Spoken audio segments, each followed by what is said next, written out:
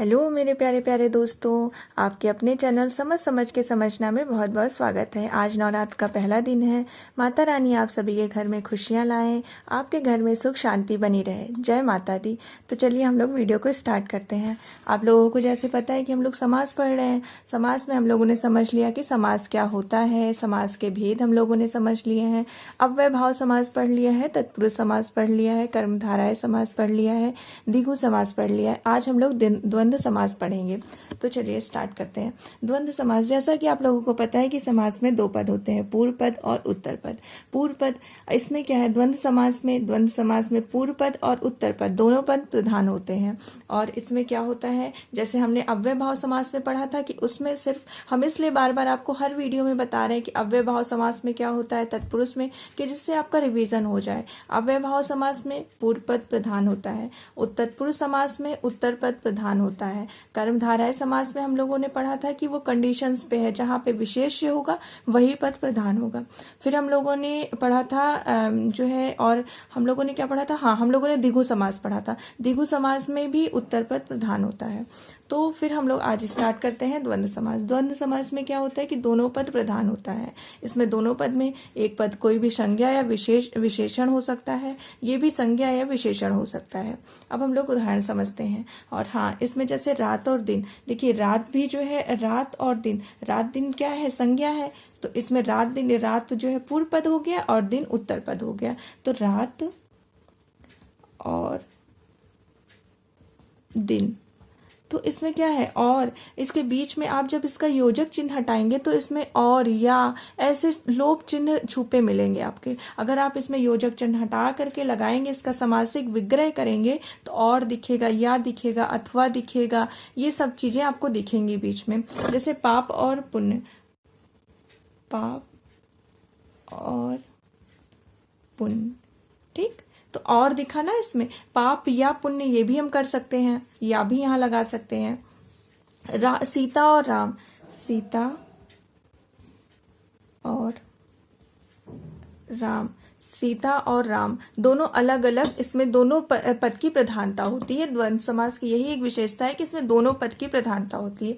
इसके अब द्वंद्व समास के तीन भेद होते हैं, इतरेतर द्वंद्व, समाहार द्वंद्व और वैकल्पिक द्वंद्व। तो इतरेतर द्वंद्व हम लोग जानते हैं कि क्या होता है। इतरेतर द्वंद्व, इतरेतर द्वंद्व के बीच में जो योजक चिन्ह होता है, इसके बीच में और लोप चिन्ह या तथा लगा होता है, और इसके दोनों पद के महत्व होते हैं। दोनों पद में इसका महत्व होता है, दोनों पद की इसकी इंपॉर्टेंस समान होती है। जैसे राम और लक्ष्मण, राम का भी एक अलग महत्व है और लक्ष्मण का एक अलग महत्व है। दोनों अपने महत्व के लिए जाने जाते हैं, दोनों पद की महानता होती है। इसमें दोनों शब्द के समान महत्व होते हैं। हम ना ये कह सकते कि राम ज्यादा महत्व है, ना इसमें हम कह सकते हैं कि लक्ष्मण ज्यादा महत्व है, ना इसमें हम कहते हैं राम ज्यादा महत्व है, ना इसमें कहेंगे कृष्ण का। इसमें समान महत्व दिया जाता है। जैसे भाई और बहन दोनों का समान महत्व होता है। देश या विदेश दोनों का समान महत्व है। लव और कुश दोनों का समान महत्व है। जैसे राम, इसका हम लोग समासिक विग्रह कर रहे हैं, राम और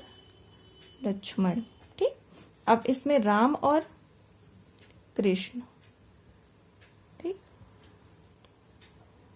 फिर आता है भाई और बहन, ठीक। फिर आता है देश और विदेश, ठीक। फिर आता है लव और कुश, ठीक।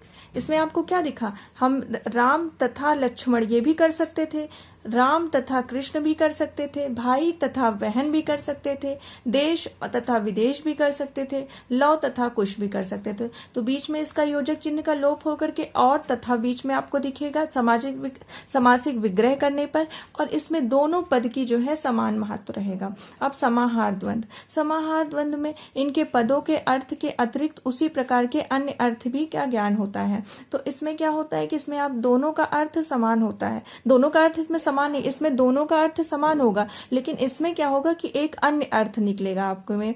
अगर हम दाल रोटी कहते हैं, जैसे आप समझिए कि दाल रोटी, तो खाने के भोजन की जितनी सामग्री आती है, खाने की सामग्री, जो खाद्य सामग्री आती है, इसमें हम कभी कहते नहीं है कि दाल रोटी हमारी अच्छी से चल रही है, तो क्या हम सिर्फ दाल रोटी की बात कर रहे होते हैं? हम दाल रोटी की सिर्फ बात नहीं कर रहे होते, इसमें हमारे खाने के सभी चीजें आती हैं, दाल चावल रोटी सब्जी अचार, जो भी चीजें हम खाते हैं वो सब चीजें आती हैं, इसमें भोजन सामग्री हमारी सभी आती हैं।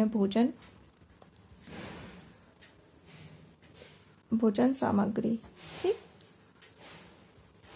भोजन सामग्री, ठीक, इसमें आती हैं। फिर उसके बाद आता है अन्य जन। अन्य जन का मतलब जो खाद्य पदार्थ, वो सभी खाद्य पदार्थ इसमें आएंगे।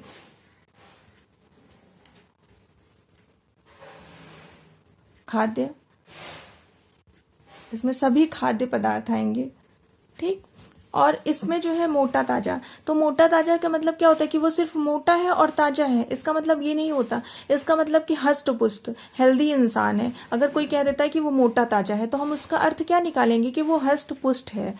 फिर ऐसे आता है कपड़ा लत्ता। कपड़े लत्ते का अर्थ में क्या आएगा कि कपड़ा लत्ता, वस्त्र की जितनी भी सामग्री होती है उसे हम कपड़े लत्ते में डालते हैं। हमारे पास जितना कपड़ा है उसे हम क्या कह देंगे कि कपड़ा लत्ता, हमारे पहनने के लिए जो कपड़ा लत्ता। कोई बोलता है कपड़ा लत्ता, तो उसमें सिर्फ कपड़ा और लत्ता, लत्ता तो कोई निरर्थक शब्द है, लेकिन हम इसको यूज करते हैं ऐसे समान बोलचाल में। कभी बोल देते हैं कपड़ा लत्ता, तो उसके अंदर जितने वस्त्र आते हैं वो सब आते हैं। अब गाय भैंस, तो गाय भैंस अगर हम नॉर्मली हमने बोला सिर्फ गाय, तो गाय में तो सिर्फ हमें गाय दिखेंगे, और सिर्फ हमने बोला कि भैंस, तो उसमें भैंस। लेकिन हमने अगर साथ में गाय भैंस बोल दिया, तो वो उसमें सारे मवेशी आ जाएंगे, जितने गाय भैंस बकरी जितने भी मवेशी होते हैं ये सभी आ जाएंगे। ऐसे ही वैकल्पिक द्वंद्व है।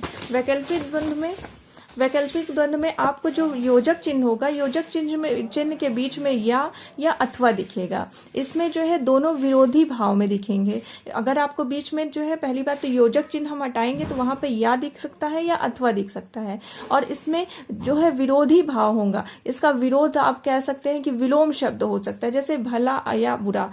भला हो सकता है या फिर बुरा, ठीक। थोड़ा या बहुत, थोड़ा होगा या बहुत, ठीक। फिर ऊंचा अथवा नीचा, ठीक। फिर पाप या पुण्य, छोटा या बड़ा। फिर भूखा या प्यासा, ठीक।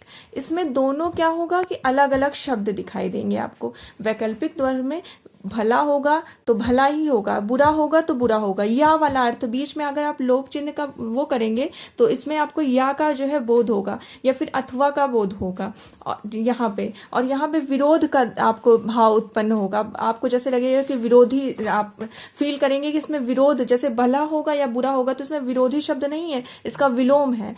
थोड़ा है या बहुत है, ऊंचा है या नीचा है, पाप है या पुण्य है, छोटा है या बड़ा है, भूखा है या प्यासा है, ठीक। ऐसे ही अब हम लोग एक बार फिर से स्टार्ट करते हैं। जैसे द्वंद्व समास, द्वंद्व समास में क्या होता है कि दोनों पद की प्रधानता होती है। इसमें दोनों शब्द संज्ञा या विशेषण हो सकते हैं दोनों पद में। इसमें क्या होता है कि आपको बीच में या और अथवा कुछ भी बीच में लोप चिन्ह का अगर समासिक विग्रह करेंगे तो ये दिखेगा। फिर समास, द्वंद्व समास 3 प्रकार के होते हैं, इतरेतर द्वंद्व, समाहार द्वंद्व, वैकल्पिक द्वंद्व। इतरेतर द्वंद्व में आपको लोप चिन्ह का, अगर लोप चिन्ह हटाएं, लोप किसका होता है, या तथा और का। इसमें इतरेतर द्वंद्व में और तथा का जो है लोप हो जाता है अगर हम इसमें बीच में योजक चिन्ह लगा देते हैं। और इसमें दोनों पद की प्रधानता होती है। राम और कृष्ण देखिए, दोनों पद की प्रधानता है। अब समाहार में क्या होता है कि एक अलग सा अर्थ देता, उस अर्थ के साथ एक अलग सा अर्थ देता है। रोटी, दाल रोटी, दाल रोटी का मतलब है कि पूरी खाद्य सामग्री। तो इसमें क्या हुआ कि पूरा सभी के बारे में बताता है। अगर हम एक शब्द को लेंगे तो ये सभी के बारे में बताएगा। तो और वैकल्पिक में क्या होता है, या अथवा लगेगा। इसमें विरोध का उत्पन्न होगा और उसमें जो है हम भला करेंगे या फिर बुरा करेंगे। आपको दोनों में या अथवा का बोध, बीच में जो लोप रहेगा या अथवा का लोप रहेगा। अगर हम इसका समासिक विग्रह करेंगे वैकल्पिक में तो या और अथवा आपको दिखाई देगा। तो अगर आपको वीडियो अच्छी लगी हो तो वीडियो को लाइक करें, शेयर करें एंड चैनल को सब्सक्राइब करें। हाँ, अगर आपको कोई प्रॉब्लम हो तो आप जो है कमेंट जरूर करें। Thank you so much.